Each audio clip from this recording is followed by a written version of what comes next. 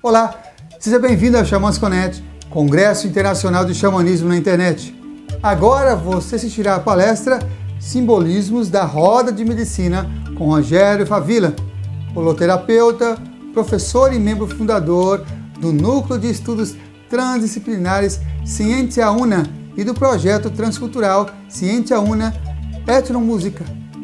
É também colaborador do Centro de Estudos Xamânicos no Rio de Janeiro e membro honorário da Native American Church e líder da Tenda do Suor na tradição Cheyenne de Nelson Turtle. Lembre-se, papel e caneta na mão, tablet ou celular para fazer suas anotações.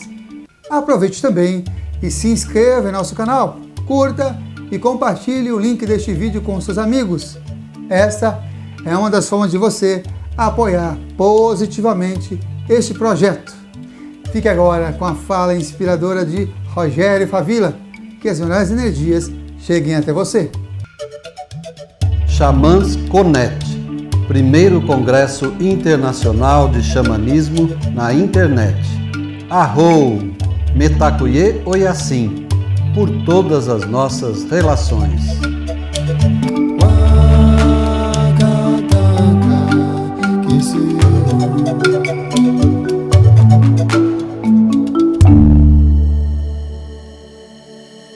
Eu sou o Rogério Favila e eu tenho estudado xamanismo já há cerca de 20 anos, participado aqui no Rio de Janeiro de diversas cerimônias e encontros, né? E eu particularmente sou um pesquisador da área de etnobiologia, que é um encontro entre o estudo da biologia e da antropologia, né?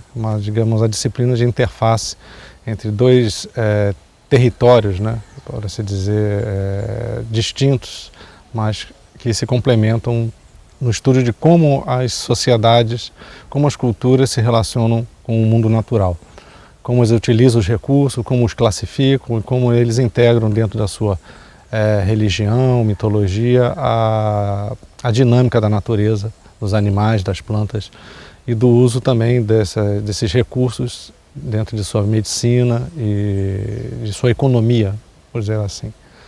A etnobiologia ela se dividiria basicamente entre dois grandes campos, que seria a etnobotânica e a etnozoologia, né?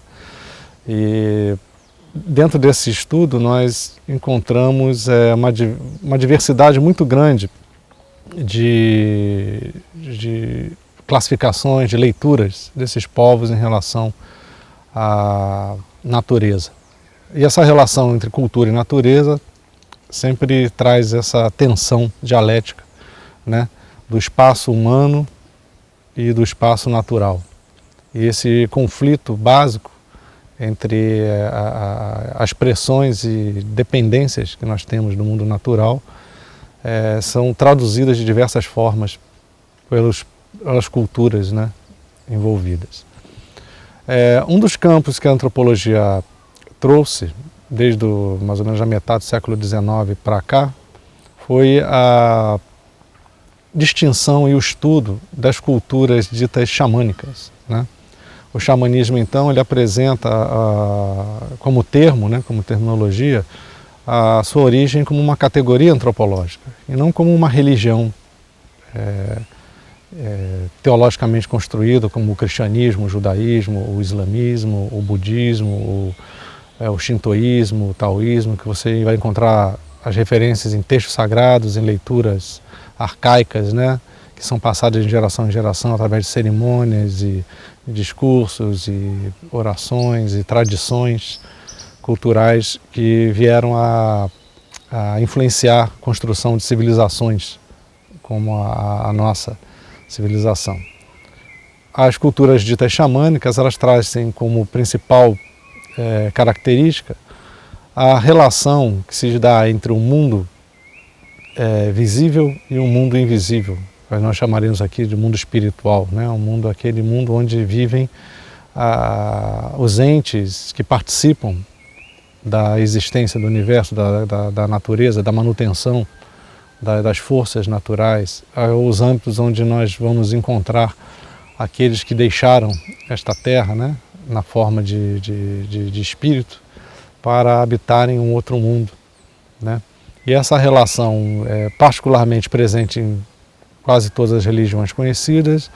Ela adquire uma forma muito específica nas culturas xamânicas, que é a intermediação entre esses dois mundos através da figura ou das figuras presentes na sociedade e que foram genericamente denominadas de xamãs, né, pela antropologia russa no século XIX. E esse nome pegou, né, até porque é uma sonoridade.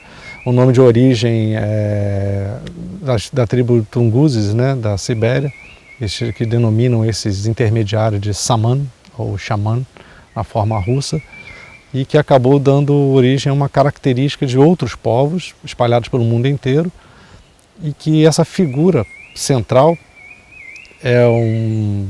não chega exatamente a ser um sacerdote, como na forma das sociedades civilizadas urbanas, né? Mas ele apresenta características de intermediação entre esse mundo e o outro.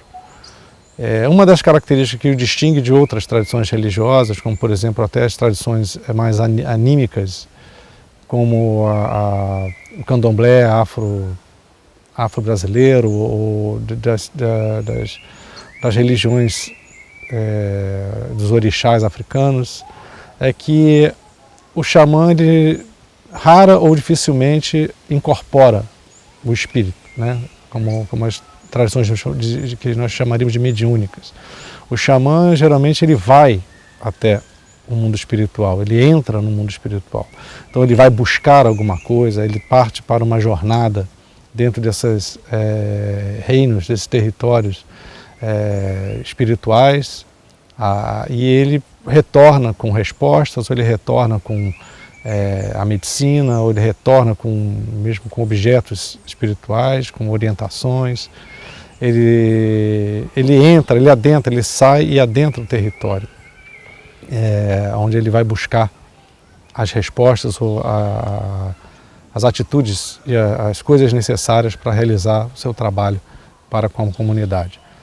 Então, distintamente do feiticeiro, ou da figura do feiticeiro, que é bem distinguida nessas culturas, o xamã ele possui uma função social, né? Ele possui assim, um papel dentro daquela sociedade. Ele só faz sentido dentro de uma sociedade que o considere ou aceite como xamã, né? Então, nessa distinção, nós podemos encontrar vários tipos, né, de xamanismo, por assim dizer. Então é normal hoje na sociedade moderna acharmos que todo xamanismo fala da mesma coisa, ou que todo xamanismo trata da mesma maneira as questões de ordem terrena, física e espiritual, né? E o xamanismo, a cultura xamânica, pelo menos as que eu conheci pessoalmente, sempre foram muito pragmáticas, apesar de toda essa visão moderna, romanceada que nós temos dos nativos. Eles são um povo que tem muita cor, muitos ritos, muita magia envolvida, mas ao mesmo tempo são muito pragmáticos. O índio ele tanto reza por ter uma boa pesca, como ele aperfeiçoa suas técnicas reais de pesca. Ele não espera que o peixe saia da água depois de ele rezar, ele vai atrás, ele sabe os limites entre o mundo espiritual e o mundo terreno, né, e o mundo físico. E eles trazem dentro dessa estrutura uma forma ternária, uma forma geralmente em que há um mundo acima, né, o mundo do céu, o mundo subterrâneo, o mundo abaixo de nós, e o mundo do meio, que é esse que nós estamos, que recebe a influência tanto de um quanto de outro. E a dinâmica, e o papel e a representação que cada um desses mundos terá em cada cultura vai realmente ser muito distinta, muito diferente. Então nós não temos apenas uma forma monocromática ou monolítica de xamanismo, né? Nós temos então um nome genérico que envolve uma diversidade muito grande de culturas, de línguas, de formas, né? Há culturas em que o xamã ele herda esse papel da sua família, um papel hereditário.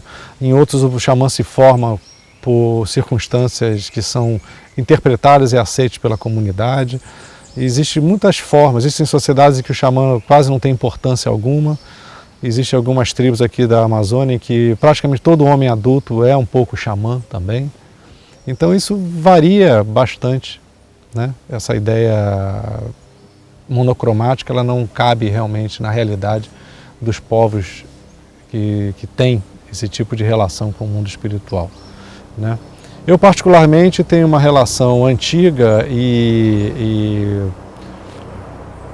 muito pessoal com os povos nativos americanos, principalmente aqueles povos da cultura chamada das planícies americanas. E entre eles, assim, aquele que eu tenho mais relação são os Cheyennes, né?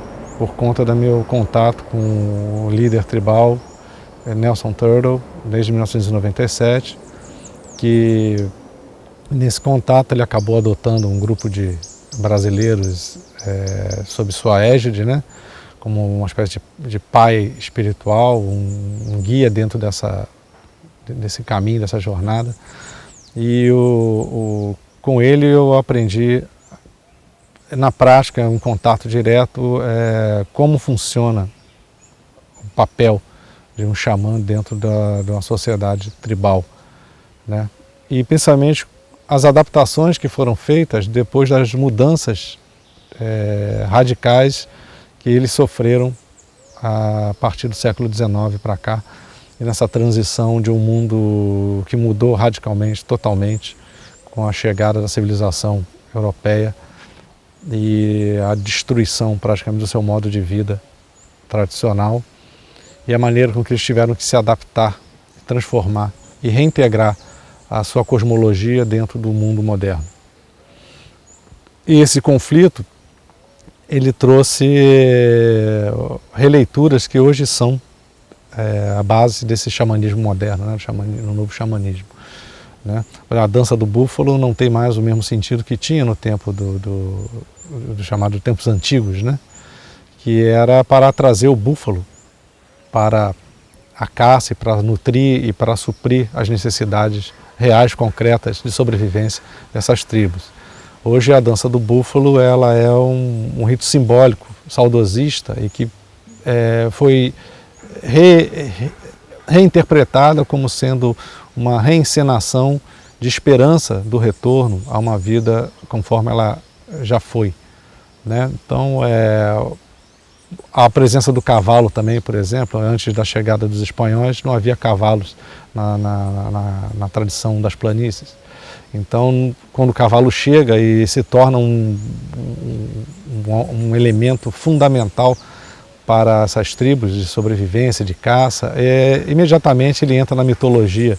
No dia seguinte, o cavalo ele é inscrito na mitologia das planícies, dos índios, como sendo um espírito que foi enviado pelo espírito trovão, né? E que ele faz parte fundamental, passa a ser integrado dentro da mitologia e cosmologia dos índios. Isso é para demonstrar que, ao contrário do que algumas pessoas pensam, as culturas xamânicas elas são muito dinâmicas, muito adaptativas. Elas não se engessam em determinados processos que muitas vezes a leitura, nossa leitura civilizada, projeta em cima dessas culturas, né?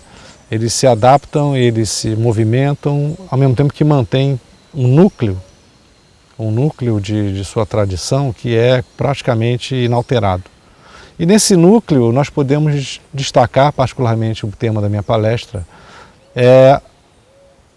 a estrutura da roda de medicina, das 4 direções, dos 4 ventos, daquilo que eles consideram sendo a representação exata e simbólica do homem na Terra, no homem nesse mundo, né?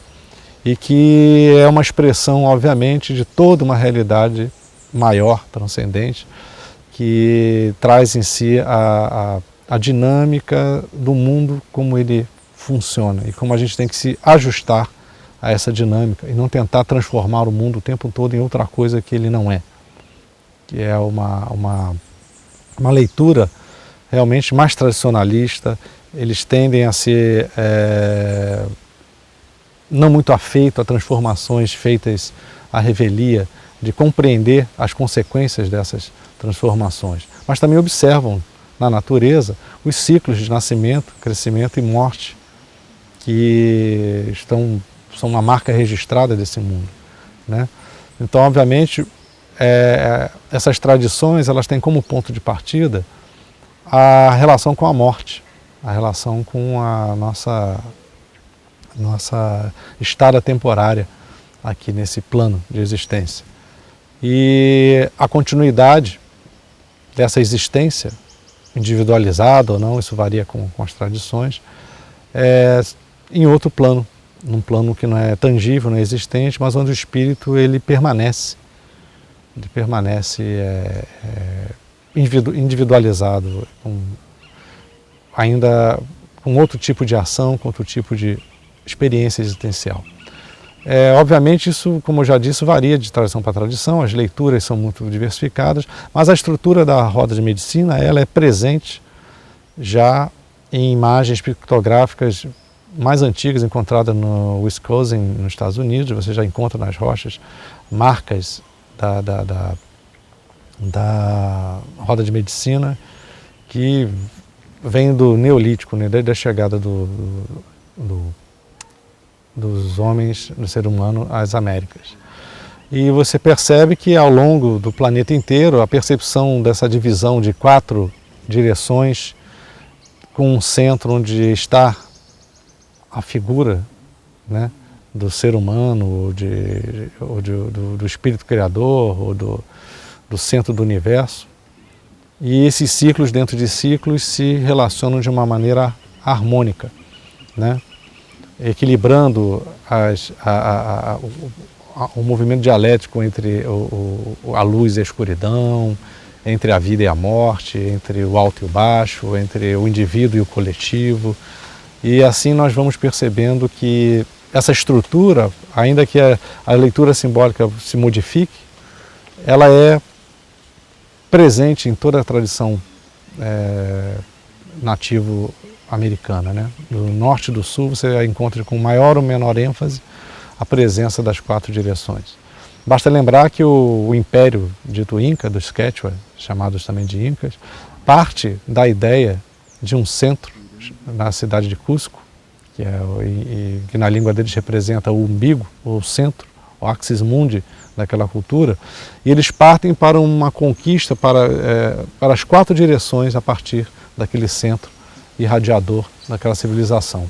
E eles então chamam o seu império de um mundo das 4 direções, quer dizer, o reino das 4 direções. Isso é para ter ideia de o quão essa ideia, essa cosmologia está presente, né? E a ideia básica é que cada direção, o leste, o sul, o oeste e o norte, estão relacionados a estratos simbólicos representativos do universo. No caso dos índios da planície, particularmente dos Cheyennes, como um exemplo que eu tenho mais contato mais direto, esse ciclo representa o nascimento, o crescimento e a partida do ser humano neste mundo, ou de qualquer outro ser vivo, né? Então, o espírito entraria nesse mundo pelo leste, ele nasceria e cresceria em direção ao sul, depois amadureceria no oeste e atingiria seu ápice, envelhecimento no norte, retornando depois para a casa original, para o seu lar original no mundo espiritual. Então, o leste, onde nasce o sol, está relacionado nas tradições das planícies com o grande espírito, chamado, né, o Ocantanca dos Lakota, o Manhão dos Cheyennes. E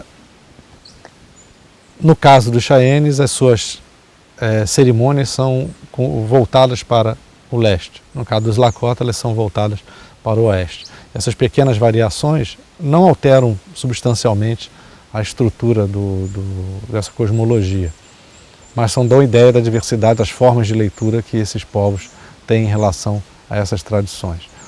É como se você tivesse as regras do xadrez, as regras do jogo, que são permanentes e inalteráveis, mas cada jogo varia com os jogadores que estão participando do negócio.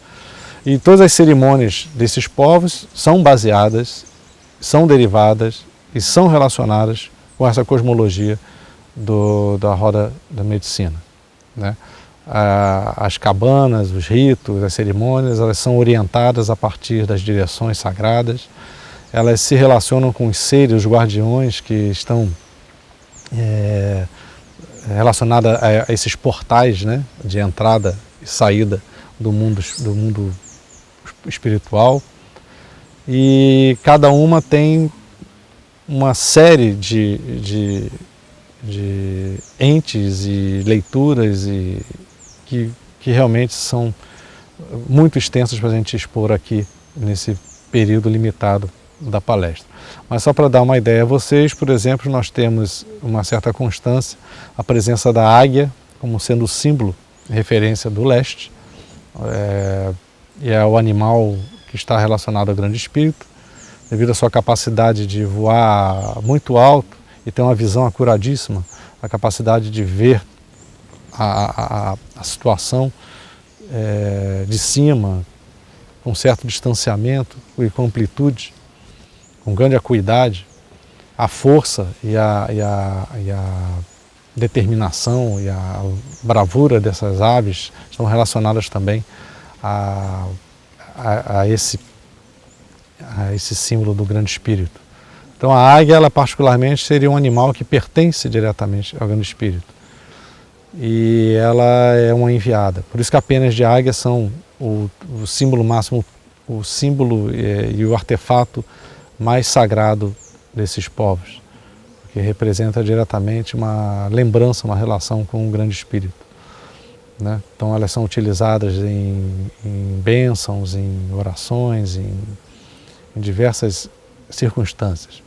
Depois no sul nós temos a representação da infância, do coiote, que é a representação da individuação do ser humano no mundo, que se dá do processo de nascimento, de entrada, em que ele não tem escolha, ele é jogado no mundo, ele nasce sem participação direta, né, sem opinião, sem dar opinião, e ele é lançado ao mundo pelo grande espírito, e aí ele começa o seu processo de individuação na infância. Então do leste, no movimento que tem até o sul, você tem o processo de crescimento, primeira fase de desenvolvimento do ser humano, que é a infância, e a sua estruturação como indivíduo. Então é uma fase em que é esperado e é adequado à criança ou aquele espírito que está desenvolvendo nesse momento, pensar em si mesmo, ter uma certa preocupação com sua própria sobrevivência, preocupação com sua própria formação, sua autoafirmação no mundo. E você pode fazer um paralelo com o desenvolvimento psicológico, né, no indivíduo ao longo da vida, né? E geralmente os animais que representam pode ser, mais tradicionalmente, o coiote, ou o rato, ou o coelho, a lebre, né? Que entre os povos americanos tem aquela qualidade de esperteza, de astúcia, de sobrevivência, que nós podemos encontrar, por exemplo, no Pernalonga, né? No desenho do Pernalonga, ou no Quincas, no famoso Quincas, das histórias das lebres e da astúcia, né? Mas que às vezes se dá mal, né? As histórias do coiote, do rato e da lebre são tradicionalmente histórias onde o animal pode, de tanta esperteza, acabar se prejudicando e prejudicando aos outros, né? Então, uma das características dessa fase é a astúcia, é a sobrevivência, a ânsia de sobrevivência. Então, ele também está ligado à arte, à autoexpressão, à capacidade de expressar a si mesmo, à inventividade, à criatividade, aquela porção do indivíduo que cria, inventa e altera até os rumos de uma cultura inteira com a sua existência e com a sua participação na sociedade, né? O lado negativo é que o coiote predominando, ele é egoísta, ele só pensa em si, ele acaba gerando muitos problemas de autoafirmação e de dificuldade de se colocar no lugar do outro, né? Por isso que a roda ela é um equilíbrio entre essas diversas forças que atuam na dinâmica da psicologia humana, da personalidade humana, e não pode ser aprisionada apenas a um elemento. Depois esse indivíduo ele cresce, ele se torna adolescente e se encaminha para o oeste, que seria a idade adulta, o homem médio adulto, aquele que realmente já tem responsabilidade, é o período de formar família dentro das tradições, é o período onde você assume finalmente o seu papel dentro da sociedade. Então você já não é mais um indivíduo sozinho, você faz parte de uma comunidade onde seu papel deve ser honrado e sempre atualizado, né? É um período em que o ser humano assume muitas responsabilidades, em que já não pode pensar somente em si, a partir de si. Ele tem que pensar também nas consequências que suas escolhas e seus atos vão ter na comunidade em que ele vive.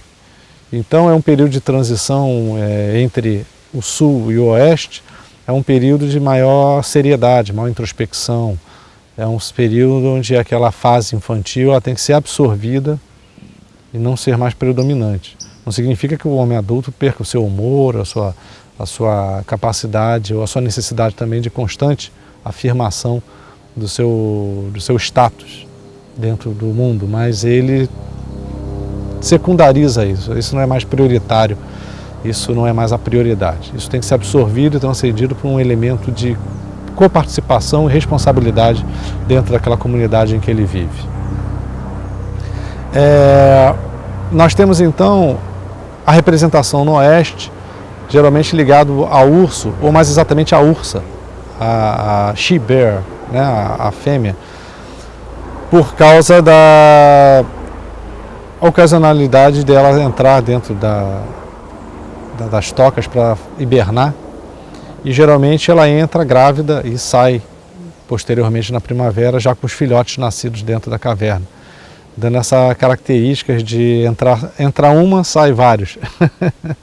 Então existe uma relação de interioridade, de imersão dentro de si mesmo que é trazido pelo oeste, sendo a direção onde o sol se põe.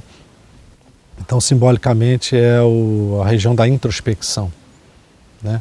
A busca de uma sabedoria que está dentro do ser, dentro do indivíduo, ou dentro dos mistérios da natureza. É a entrada no mundo subterrâneo, é a porta de acesso ao mundo dos ancestrais, ao mundo dos mortos, né?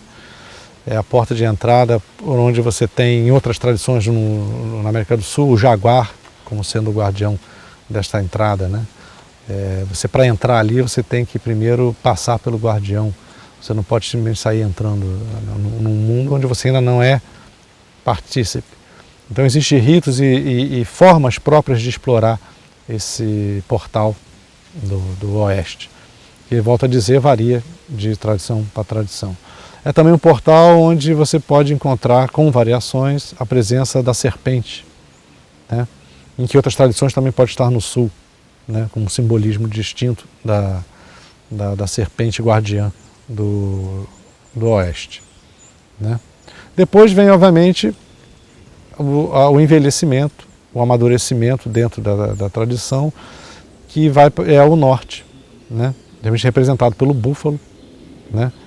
Ou por outras formas animais, às vezes formas mitológicas como o dragão ou a serpente emplumada ou outros tipos de entes mitológicos, geralmente zoomorfos, né? Geralmente com formas animais. E o norte, ele traz a maturidade da velhice, é a região do avô, né? E se o leste é a região do recém-nascido, o sul da criança, o oeste do adulto, ali é do pai, né? O filho, o pai, ali em cima é a região do avô, aquele que já olha com olhares mais brandos, mais cândidos sobre a imaturidade dos outros. Então ele já tem noção das consequências, ele já tem a experiência da vida. Então nós podemos dizer que a região da cultura, das regras, das leis, das tradições, de onde se mantém os códigos de convivência e de coexistência, tanto entre si, tanto intratribal como com o universo à volta deles, o universo físico e o universo espiritual. E o norte, ele parte com atenção com o sul, né? Enquanto que o norte sozinho ele cristaliza em tradições que as pessoas repetem sem ter noção exatamente do porquê as coisas são daquele jeito ou devem ser daquele jeito. Ele interage com a inventividade, a capacidade de transformação que o indivíduo do sul é capaz de trazer para culturas, a inovação, a modificação, o questionamento, né? Essa tensão ela existe entre as direções. Então o norte e o sul eles se tensionam em relação ao quanto a cultura abarca e traz limites dentro da conduta individual e egoística, por assim dizer, do sul, como ela traz também a possibilidade de ser renovada pela inventividade, pelo questionamento do indivíduo, né? Essas tensões elas atravessam onde está realmente o indivíduo, que é o centro, né? Não há direções sem haver um centro. Esse axis mundo não deve ser esquecido. O indivíduo ele é representado nas cerimônias pelo fogo que fica no centro, ou por algum tipo de objeto que marca um cristal ou um centro sagrado, que representa a comunidade e representa também o espírito, né? em que ele se identifica, com que aquela cultura se identifica. Então, simbolicamente, o indivíduo ele pode se deslocar ou se voltar, como se diz na linguagem, para qualquer direção para desenvolver ou buscar conhecimentos que lhe estão faltando. Por isso que é chamada de roda medicina, né? Com um parênteses para explicar que a ideia de medicina nessas culturas tribais ela não tem exatamente o mesmo significado que tem aqui na cultura, que é uma ciência específica para tratar de doenças. A medicina é a forma de achar o equilíbrio entre o indivíduo e o mundo. A medicina envolve também comportamentos, a medicina envolve também você estar em harmonia com essas contradições e com esse movimento constante de conflito que é a existência humana nesse universo perene, né? E ao mesmo tempo impermanente. Ao mesmo tempo que é perene no ponto de vista da estrutura da realidade ser permanente, né? A estrutura espiritual, onde o movimento e a mudança ocorre. Seria mais ou menos voltando lá ao rio do Heráclito, né? O Heráclito fala do rio que sempre está impermanente modificando, mas não esquecendo do leito permanente e constante onde esse rio flui, né? O rio não flui no ar, né? Ele flui em cima de né? Que dá origem àquela velha querela entre o Parmênides e o Heráclito sobre a estrutura da realidade ser permanente ou impermanente em termos absolutos, né? Mas essa ideia de perceber uma estrutura constante, inalterada, por trás de uma realidade mutante e impermanente, para mim e para outros estudiosos, a origem do movimento humano no mundo, né? E de acharmos nosso papel dentro do universo, dentro da natureza. E o simbolismo da roda de cura, pelo menos na minha vida e de várias outras pessoas que eu conheço, teve um papel fundamental de maior autocompreensão, de capacidade de entender a minha posição dentro do mundo, né? Não me atendo ou me apegando aos detalhes tradicionais, porque seria, de certa maneira, artificial demais, na minha leitura, um excesso de artificialismo, de seguir aquilo com aquele rigor que, nas tradições que nascem, crescem dentro dessa leitura, seria um pouco, para mim, forçado dizer que eu sigo ou represento a tradição Cheyenne, a tradição Lakota, a tradição dos Ojibwa, com a qual eu também tenho relações.